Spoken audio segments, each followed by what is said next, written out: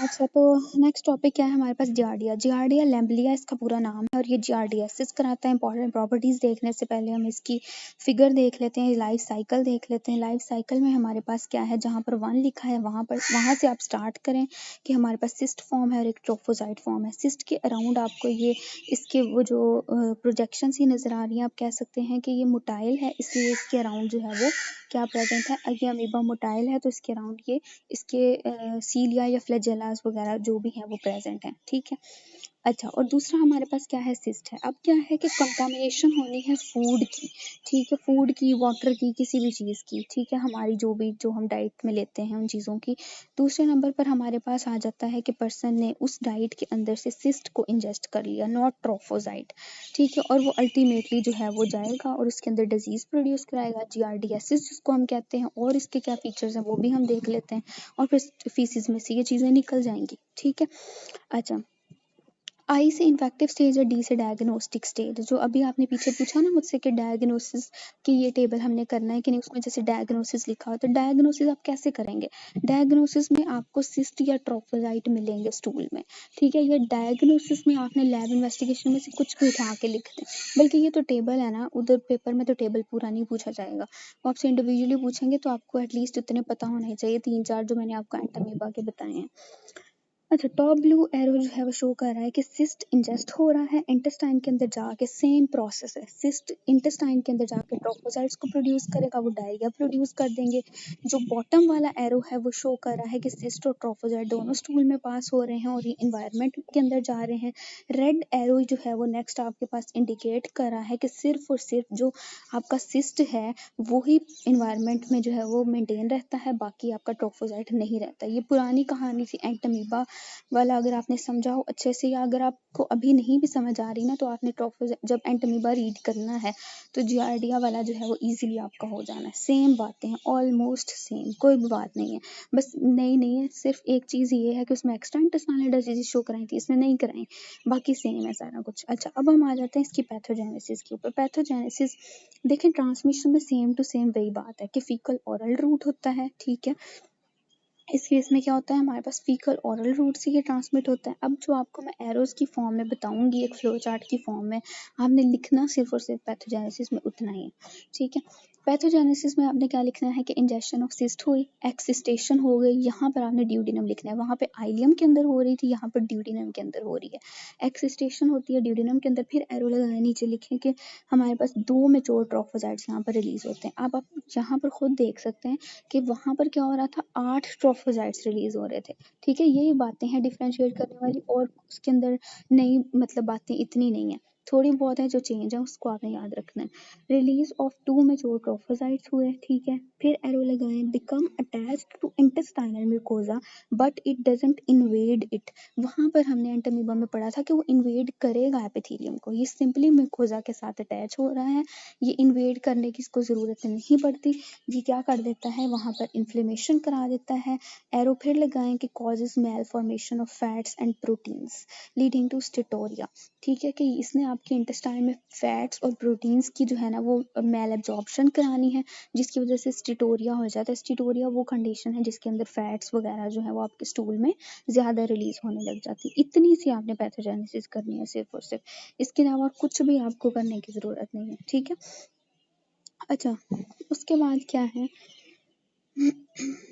और बाकी इसके अंदर भी यही है, एनल ओरल कॉन्टैक्ट भी हो सकता है, यानी होमोसेक्सुअल्स के अंदर ये डिजीज़ कॉमन है, ठीक है। ये जो है ना मेंटल हॉस्पिटल्स में भी कॉमन है, ठीक है। एक आधी बात ही आपको नहीं ऐड करनी पड़ेगी। एक और चीज़ इन्होंने यहाँ पे लिखी है 3rd पैराग्राफ में, पैथोजेनेसिस के 3rd पैराग्राफ में, कि क्लोरीनेशन की वजह से सिस्ट किल नहीं होते। जैसे पीछे भी हमने पढ़ा है कि क्लोरीनेशन की वजह से एंटामीबा किल नहीं होता, but due to filtration of water Entamoeba भी किल हो जाता था और जियार्डिया भी किल हो जाता है, ठीक है। अच्छा, उसके बाद क्या है, ये मेनली जो है ना इसका जो आउटब्रेक्स जियार्डिया के देखे गए हैं वो कंटामिनेटेड वाटर सप्लाईज की वजह से देखे गए हैं, ठीक है। और बस इतना काफ़ी है इसमें से ना।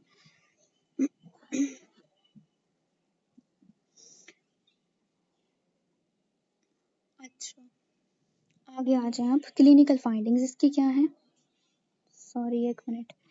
क्लिनिकल फाइंडिंग्स क्या है? क्लिनिकल फाइंडिंग्स में हमारे पास वाटरी डायरिया होता है, नॉट ब्लडी डायरिया।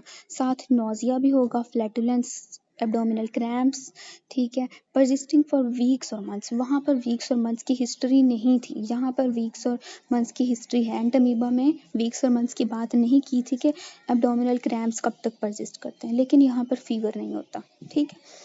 अच्छा, अब आप आ जाएं लैब डायग्नोसिस की तरफ। लैब डायग्नोसिस में वो क्या कहता है,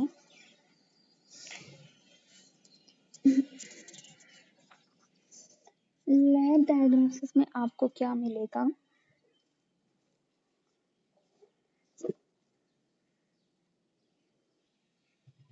लैब डायग्नोसिस में आपने जो है ना वो सबसे पहले क्या करानी है, माइक्रोस्कोपी करनी है। माइक्रोस्कोपी में वही बात कि जो डायरियल स्टूल्स हैं उसमें आपको ट्रोफोसाइट मिलेंगे, ठीक है। सॉरी, ट्रोफोसाइट्स भी मिल सकते हैं और सिस्ट भी मिल सकते हैं और दोनों चीज़ें भी मिल सकती हैं। और एंटमीबा हिस्टोलिटिका के केस हमने देख लिया कि उसमें क्या हो रहा था, ठीक है। यहाँ पर आपको ट्रोफोसाइट भी मिल सकते हैं, सिस्ट भी मिल सकते हैं, दोनों भी मिल सकते हैं डायरियल स्टूल्स में। ये कंडीशन नहीं है कि डायरियल होगा या नॉन डायरियल होगा तो इसके अंदर डिफरेंट फॉर्म्स रिलीज होंगी। उसके बाद क्या है कि in formed stools only cyst are seen, यानी कि ऐसे पेशेंट्स जिनके अंदर एसिम्टोमेटिक था, यानी उनके अंदर कोई डिजीज हुई नहीं, उनके स्टूल में सिर्फ और सिर्फ सिस्ट आएंगे। क्यों? क्योंकि जो है वो हमारे पास उसके अंदर डिजीज नहीं हुई। डिजीज क्यों नहीं हुई? क्योंकि सिस्ट ट्रोफोजाइट फॉर्म में कन्वर्ट नहीं हुए, तो फिर वो फीसिस में कैसे आएंगे, ठीक है। उसके बाद आ जाता है कि आप जो है ना वो एलाइजा टेस्ट वगैरह भी करा सकते हैं, जो कि सीरोलॉजिक टेस्ट है, और ये हम पहले भी कर रहे थे एंटमीबा के केस में भी, ठीक है। स्ट्रिंग टेस्ट भी हम लोग कर सकते हैं। स्ट्रिंग टेस्ट क्या है, ये इंपॉर्टेंट है, ठीक है। इसमें आपने स्ट्रिंग टेस्ट को मेनली देखना है, नाम से लग रहा है कि थोड़ा सा ये डिफरेंट चीज़ है, ठीक है। स्ट्रिंग टेस्ट हमारे पास क्या है कि इसमें स्ट्रिंग का एक पीस जो है ना वो पर्सन को स्वेलो कराया जाता है। स्वेलो करा के उसको अंटिल ड्यूडिनम के अंदर उसको पहुंचाया जाता है, उस स्ट्रिंग के पीस को, ठीक है। ट्रोफोसाइट्स तो होते हैं ना, उनके अंदर अफिनिटी होती है स्ट्रिंग के लिए, वो स्ट्रिंग के साथ अटैच हो जाते हैं। फिर जब हम माइक्रोस्कोपी से या किसी और टेक्निक से स्ट्रिंग को विजुलाइज करेंगे तो उसमें हमें उसके ऊपर ट्रोफोसाइट्स अटैच हुए मिल जाएंगे, अगर उसके अंदर ट्रोफोसाइट्स होंगे तो। ये इसकी लैब डायग्नोसिस थी। अच्छा, एक और चीज़ हमारे पास ये है कि इसके अंदर ना आपको सिनेरियो के अंदर ये भी दिया जा सकता है, ये आपके पैथोजेनेसिस के ना पैराग्राफ नंबर 3 की 3rd लाइन है कि hikers who drink untreated water are frequently infected. आपको ऐसा सिनेरियो बना के दिया जा सकता है कि हाइकर था, उसने उसको वहाँ पे पानी नहीं मिला, ठीक है, उसको एक डिफरेंट एक्सट्रीम सी मिली, नदी मिली, उसने कहा चलो यहाँ से पानी पी लेता हूँ, ठीक है। वहाँ से उसने जो है वो स्ट्रीम वाटर पी लिया। आपको पता है स्ट्रीम वाटर अनट्रीटेड होता है, तो उसमें कौन सी डिजीज उसको होगी, उसको जो है वो बता देंगे वाटरी डायरिया हो रहा है, फाउल स्मेलिंग है।